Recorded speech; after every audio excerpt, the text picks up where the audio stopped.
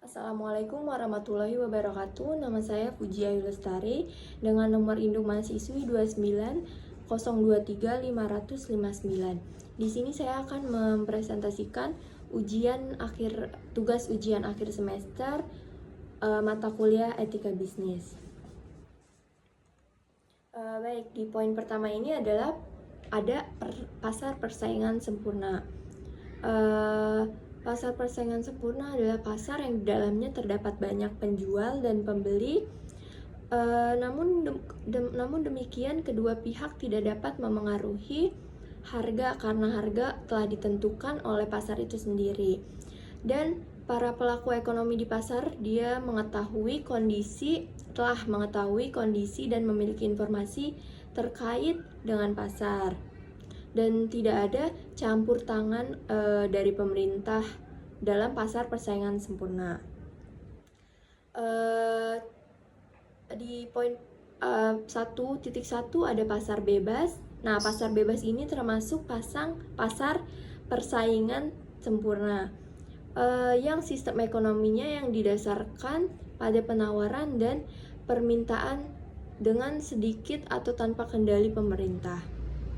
Ciri utama dari pasar bebas, tidak adanya transaksi atau ketentuan yang dipaksakan pada transaksi. Oleh karenanya tidak ada pasar yang bebas murni atau pasar bebas murni, karena semua pasar pasti ada yang dibatasi. Dalam pasar bebas, pertukaran ekonomi dilakukan berdasarkan prinsip permintaan dan penawaran. Dengan kata lain, harga dan jasa telah ditentukan oleh pasar tanpa campur tangan berlebihan dari pemerintah atau hambatan lainnya. Fungsi pasar bebas yaitu memberikan kebebasan kepada masyarakatnya untuk melakukan berbagai aktivitas ekonomi, khususnya melakukan aktivitas ekspor atau impor barang. Selain itu, pasar bebas juga mempunyai fungsi yang baik dalam memberikan informasi terkait dengan harga juga kuantitas permintaan barang. Hal ini akan berdampak pada stabilitas harga barang. Setiap pengusaha nantinya akan memperoleh penghasilan yang lebih atas bisnis yang mereka lakukan dan mempunyai peluang dalam memperoleh keahlian yang lebih modern. Nah, tujuan dari pasar bebas ini yaitu meningkatkan pendapatan negara. Yang dimaksud dengan meningkatkan pendapatan negara yaitu dengan adanya perdagangan yang tidak hanya di dalam negeri. Maka hal itu akan membantu meningkatkan potensi yang ada. Untuk meningkatkan potensi yang ada untuk memiliki pasar yang lebih luas lagi. Untuk itu, kegiatan mengekspor dari luar negeri ini dilakukan untuk dapat memperoleh nilai transaksi jual beli yang lebih besar. Lalu ada meningkatkan perekonomian negara, yaitu dengan adanya kegiatan ekspor, negara tentunya akan memperoleh pasar yang lebih tinggi. Oleh karena itu, pasar bebas ini merupakan sebuah peluang besar untuk setiap produsen dari dalam negeri untuk dapat meningkatkan produksi dan kualitas produksi supaya bisa memenangi pasar internasional. Di nomor ketiga ada memperluas pasar. Itu sistem perdagangan yang lebih terbuka ke berbagai negara tentunya, bisa memperluas konsumen pada sebuah produk. Bahkan produk dari barang ataupun jasa mempunyai potensi untuk dapat lebih laku di negara lain dibandingkan di negeri asalnya. Lalu ada sarana transfer teknologi, yaitu teknologi yang ada di dalam negara maju tentunya akan lebih canggih dibandingkan dengan yang ada di negara berkembang. Dengan adanya pasar bebas, maka negara berkembang dan merasakan dan menggunakan kecanggihan teknologi yang lahir di negara maju. Lalu di nomor 5 ada memenuhi kebutuhan dalam negeri. Dikarenakan beberapa barang mungkin saja akan sulit untuk diproduksi atau diperoleh dalam negeri. Untuk itu, negara yang melakukan kegiatan impor barang dari luar negeri dapat memenuhi kebutuhan yang lebih bermutu dan mudah. Nah, ciri-ciri pasar bebas memiliki sejumlah ciri yang membedakan dari sistem ekonomi lainnya.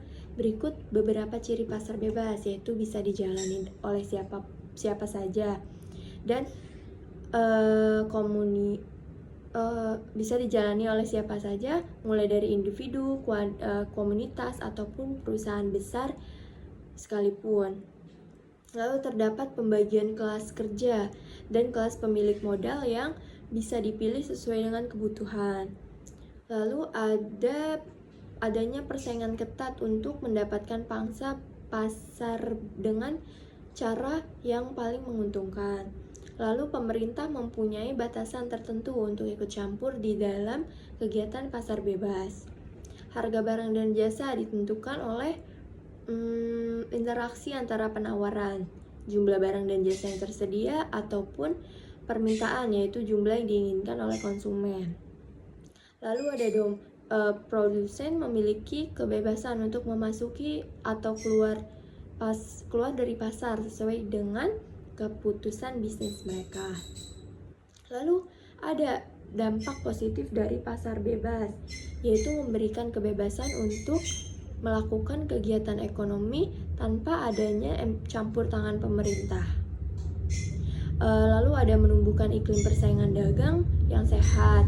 Semua badan usaha dapat mengelola sumber daya yang mereka miliki guna memperoleh keuntungan sesuai target. Selain dampak positif, ada pun dampak negatif pasar bebas, yaitu menyebabkan perubahan dalam struktur ekonomi yang mungkin mengakibatkan pengangguran struktural. Lalu ada memicu monopoli perdagangan yang membahayakan perusahaan lain.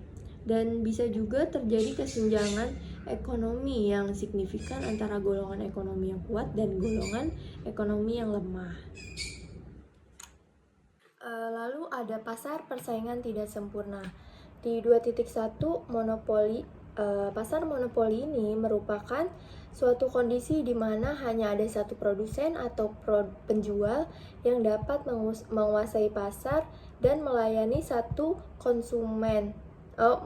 semua konsumen yang datang.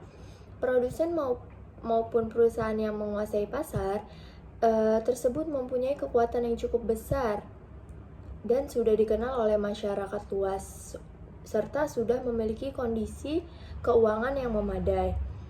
Dalam hal tersebut akan membuat para produsen baru yang hanya memiliki modal kecil akan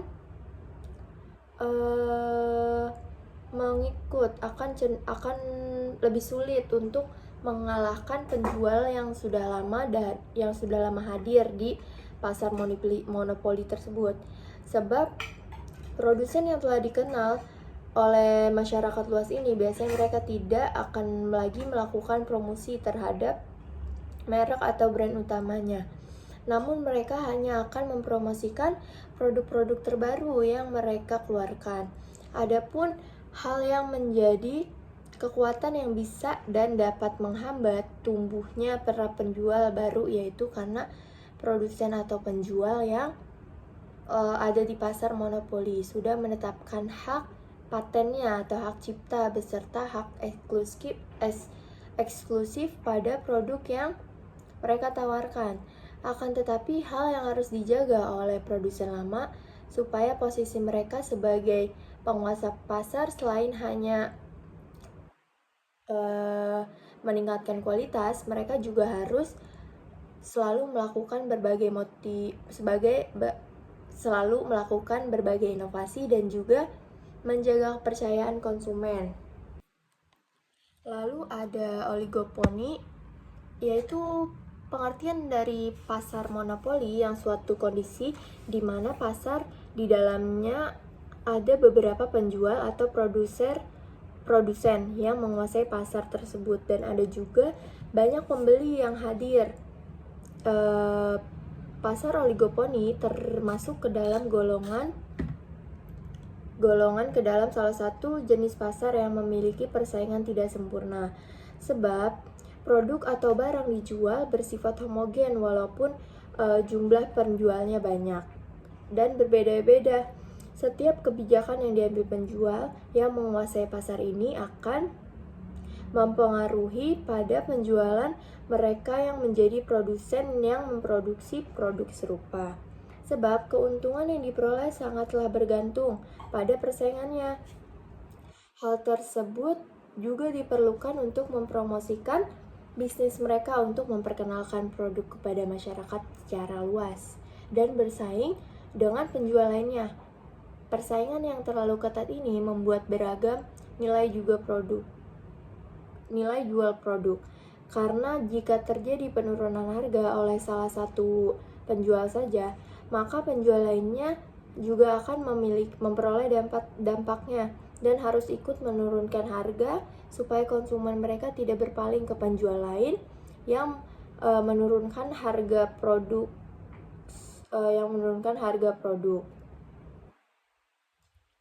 Lalu di 2.3 ada monopsoni. Pasar monopsoni dapat diartikan sebagai sebuah pasar yang di mana ada banyak sekali penjual. Akan tetapi jumlah pembelinya hanya satu saja. Di dalam pasar ini, pembeli memiliki peran sebagai pemegang kekuasaan tertinggi. Sehingga pihak pembelilah yang akan diuntungkan. Harga produknya dapat menjadi seperti yang diinginkan oleh konsumen atau pembeli. Namun, walaupun begitu, penjual atau produsen juga harus tetap berusaha untuk mendapatkan keuntungan yang besar. Untuk kualitas produk yang ditawarkan oleh para produsen, pada dasarnya sudah terjamin kualitasnya. Sebab semua pedagang akan selalu berusaha memberikan produk yang terbaik untuk para pembeli supaya tidak kalah saing dengan penjual lainnya. Lalu di 2.4 ada oligopsoni. Pasar oligopsoni merupakan suatu jenis pasar yang memiliki banyak sekali penjual dan beberapa pembeli saja. Harga produk ataupun jasa yang ditawarkan di pasar tersebut cenderung lebih stabil. Untuk harga produknya sendiri biasanya ditentukan oleh pembeli atau konsumen. Namun penjual tidak akan sampai mengalami kerugian atau tidak berdaya dalam menentukan harga pasarnya sendiri. Kebanyakan produk yang ditawarkan adalah bahan-bahan mentah ataupun hasil alam. Sedangkan konsumen yang ada di dalam pasar oligopsoni mayoritas adalah pedagang yang akan mengolah lagi produk yang mereka dapatkan dari pasar menjadi barang jadi. Lalu di etika konsumen, di 3.1 ada bisnis dan perlindungan konsumen. Masyarakat modern adalah masyarakat bisnis. Pelaku bisnis beranggapan hanya bertanggung jawab memenuhi kebutuhan dan bersikap netral. Lalu ada Yayasan Lembaga Konsumen Indonesia atau sering disebut YLKI memiliki peran melindungi konsumen dari tindakan produsen. Hubungan produsen dan konsumen antara produsen dan konsumen memiliki hak kontraktual, yaitu hak yang timbul dan dimiliki seseorang ketika memiliki suatu persetujuan atau kontrak dengan pihak lain. Sesuai dengan pasal 3 Undang-Undang Perlindungan Konsumen. Tujuan dari perlindungan ini adalah meningkatkan kesadaran, kemampuan, dan kemandirian konsumen untuk melindungi diri. Lalu mengangkat hak dan martabat konsumen dengan cara menghindarkan dari ekses negatif pemakaian barang atau jasa dan meningkatkan pemberdayaan konsumen dalam memilih, menentukan, dan menuntut hak-haknya sebagai konsumen. Lalu ada menciptakan sistem perlindungan konsumen yang mengandung unsur kepastian hukum dan keterbukaan informasi serta akses untuk mendapatkan informasi.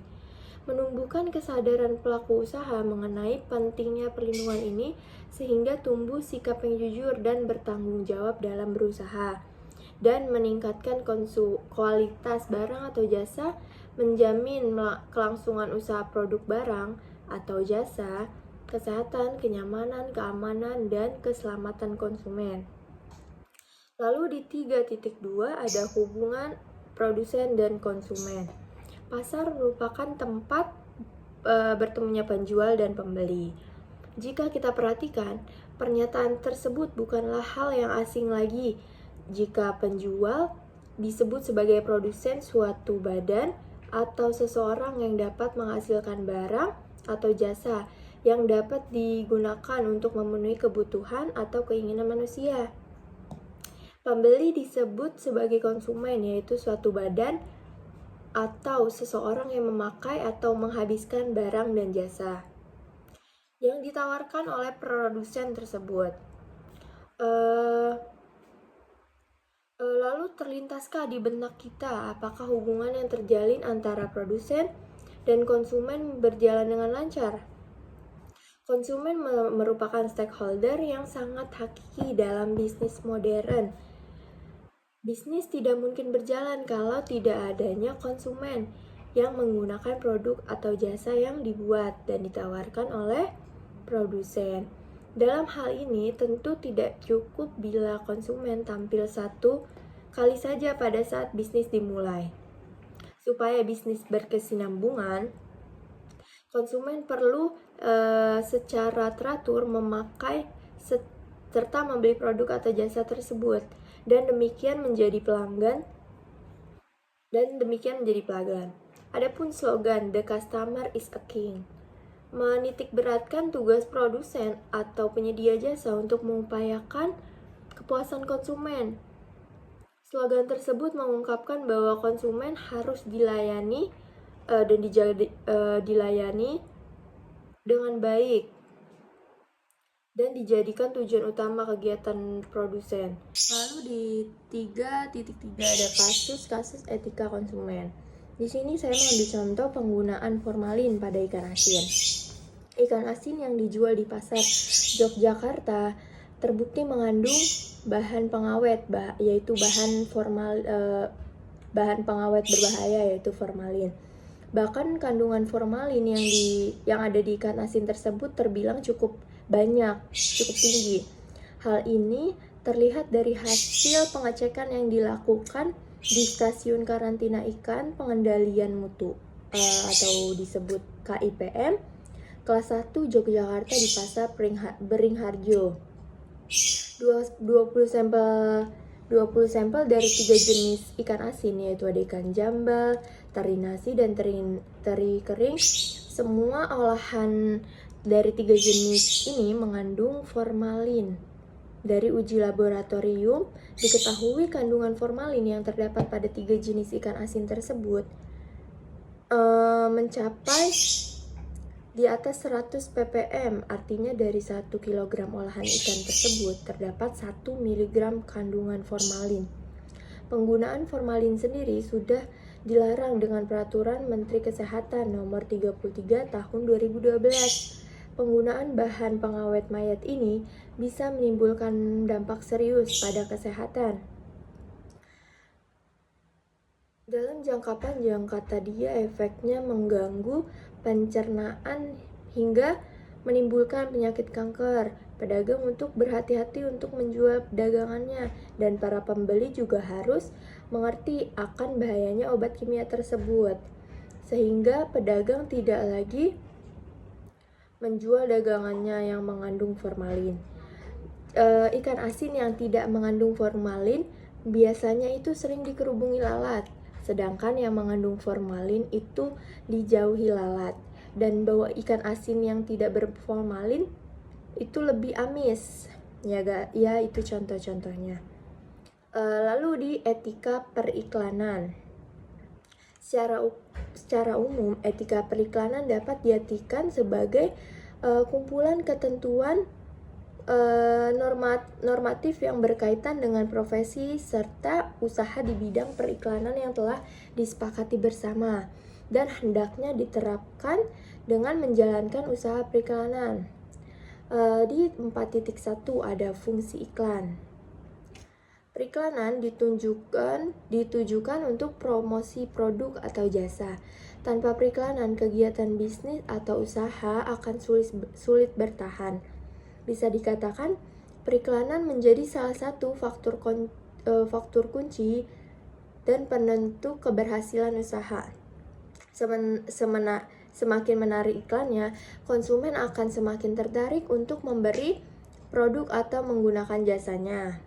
Fungsi periklanan yang paling utama adalah membantu mempromosikan produk atau jasa kepada calon konsumen dan mendorong mereka untuk membeli atau menggunakannya. Sebagaimana mengutip dari buku Komunikasi Pemasaran melalui Desain Visual tahun 2018 karya Maria Fitria, Terence Sim menjabarkan 5 fungsi periklanan, yaitu informing, itu memberi informasi. Periklanan berfungsi untuk membuat konsumen sadar atau aware terhadap merek baru dan memfasilitasikan penciptaan citra merek yang positif. Lalu ada persuading, mempersuasi. Periklanan yang efektif akan mampu membujuk calon konsumen untuk mencoba produk atau menggunakan jasa yang diiklankan. Lalu ada reminding, mengingatkan. Fungsi periklanan ialah menjaga merek perusahaan tetap segar dalam ingatan konsumen. Periklanan yang efektif dapat meningkatkan minat konsumen terhadap merek yang sudah ada, serta membeli produk atau jasa dari sebuah merek yang mungkin tidak akan dipilihnya. Lalu ada adding value, dia memberi nilai tambahan. Periklanan memberi nilai tambahan pada merek dengan memengaruhi persepsi konsumen. Periklanan yang efektif akan membuat merek dipandang lebih elegan, bergaya, bergengsi, serta lebih unggul dari tawaran pesaing. Lalu ada assisting, mendampingi. Fungsi periklanan adalah pendamping yang memfasilitasi berbagai upaya perusahaan dalam melakukan proses komunikasi pemasaran. Lalu di 4.2 ada jenis-jenis iklan. Terdapat banyak jenis iklan. Supaya lebih mudah dipahaminya lagi, jenis-jenis iklan dapat diklasifikasikan menurut tujuan, isi, dan medianya. Lalu berdasarkan tujuannya, jenis-jenis iklan digolongkan menjadi 2, yaitu sebagai berikut. Di nomor pertama ada iklan komersial. Dilansir dari e-book Manajemen Penerbitan Public Relation oleh Faustiana, iklan komersial adalah iklan yang dipasang untuk mengingatkan penjual dan mendapatkan keuntungan. Iklan ini berkaitan erat dengan bisnis, seperti citra produk, jasa, perusahaan. Iklan ini bertujuan menyampaikan masuk dari sebuah produk atau jasa agar dapat dikenal baik dan memperoleh legitimasi dari masyarakat. Lalu ada iklan non-komersial. Ini adalah jenis iklan yang di dalamnya berisi informasi atau himbauan tertentu. Biasanya jenis iklan ini digunakan sebagai bahan edukasi untuk masyarakat. Adapun pihak yang paling sering membuat iklan ini antara lain pemerintah, lembaga, dan organisasi kemasyarakatan. Lalu ada jenis iklan berdasarkan isinya. Jenis-jenis iklan dapat digolongkan menjadi seperti berikut, yaitu iklan penawaran. Iklan penawaran ini iklan yang memberikan informasi mengenai sebuah penawaran dari produsen tentang sebuah jasa atau produk. Lalu ada iklan pengumuman. Biasanya berisikan informasi seperti himbauan atau ajakan atau sejenisnya. Yang contohnya itu misalkan ada iklan pengumuman seminar, ada iklan pengumuman konser, dan pengumuman event, dan lain sebagainya. Lalu ada iklan permintaan. Umumnya dibuat secara pribadi atau kelompok untuk disampaikan dengan kepada orang-orang tertentu saja, serta memiliki isi yang lebih spesifik. Contohnya, iklan lowongan pekerjaan yang informasinya ditujukan khusus untuk para pencari kerja atau job seeker. Lalu ada iklan layanan masyarakat. Iklan ini biasanya bertujuan untuk mengedukasi atau mendorong masyarakat untuk melakukan perubahan. Contohnya itu adalah iklan menjaga kebersihan, ada iklan kewajiban membayar pajak dengan teratur, dan lain sebagainya. Lalu ada jenis iklan berdasarkan media. Kalau yang tadi berdasarkan isinya, sekarang berdasarkan media. Contohnya yaitu ada iklan media cetak, yang sering kita temui, yaitu ada koran dan majalah. Jenis iklan ini tidak memiliki elemen audio atau video, melainkan hanya tulisan saja. Lalu ada iklan media elektronik. Seiring berkembangnya teknologi, media yang digunakan untuk beriklan pun menjadi semakin bertambah. Sekarang media elektronik seperti radio, televisi, dan internet menjadi media periklanan yang dapat memberikan unsur audio dan video. Lalu yang terakhir ada 4.3 kasus-kasus etika periklanan. Di sini saya ambil contoh dalam iklan New Green Tea. Jadi iklan ini ditayangkan di Trans 7 pada saat itu dengan judul ikuti lidahmu, rasain enaknya. Ada seorang wanita yang sedang duduk dengan membawa minuman es teh. Ketika akan meminumnya, terlihat sebuah animasi lidah keluar dari mulutnya yang tidak mau minum es teh tersebut. Lalu animasi lidah tersebut menarik ke kulkas yang dimana terdapat sebuah minuman New Green Tea yang penuh berbagai rasa. Lalu lidah itu tiba-tiba kayak keluar gitu, panjang. Nah, pelanggaran etika periklanan ini yaitu iklannya kurang sopan, yang dimana keluar lidah dari mulutnya meskipun hanya sebuah animasi, akan tetapi di sisi lain juga kurang sopan